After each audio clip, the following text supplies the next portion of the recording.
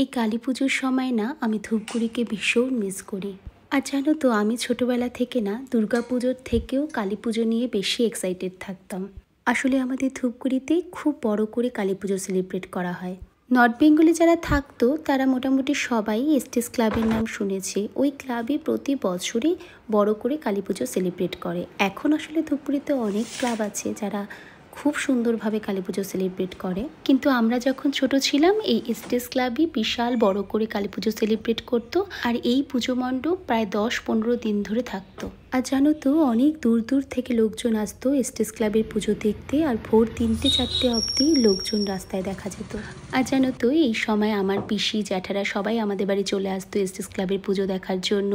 আমার বাবার বন্ধুরা যারা বাইরে থাকতো তারাও এসটিএস ক্লাবের মেম্বার ছিল। এই পুজোর সময় সবাই চলে আসতো আর আমরা সবাই মিলে খুব মজা করতাম, প্যান্ডেল হপিং করতাম, মেলায় ঘুরতাম। এই 5-6 দিন ধরে আমাদের বাড়িতে কোনো রান্নাবান্না হতো না। রাত্রিবেলায় আমরা বাইরে থেকেই ডিনার করে ফিরতাম। আর জানো তো আমাদের কাছে ছোটবেলায় বিশাল খাওয়ার মানে ছিল মোগলাই পরোটা, তাও আবার প্রতিমা কেবিনের। আর ওই সময় না ধূপগুড়িতে কোনো ভালো রেস্টুরেন্ট ছিল না, বিরিয়ানি জিনিসটা কি তাও আমরা জানতাম না। আর আমাদের কাছে তখন ভালো খাবার মানে পোলাও মাংস বা ফ্রাইড রাইস মাংস।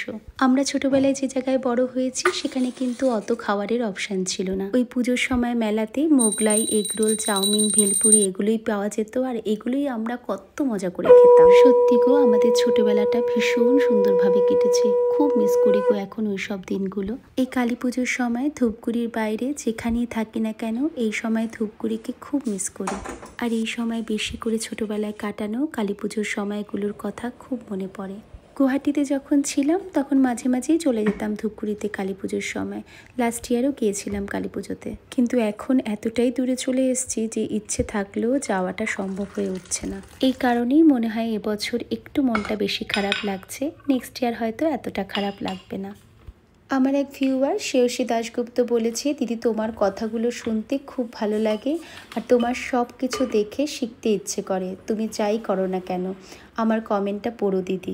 থ্যাংক ইউ শ্রেয়সী এত সুন্দর একটা কমেন্ট করার জন্য। আসলে কি বলো তো শ্রেয়সী, তুমি আমাকে প্রচণ্ড ভালোবেসে ফেলেছো বলেই তোমার আমার সব কিছু ভালো লাগছে।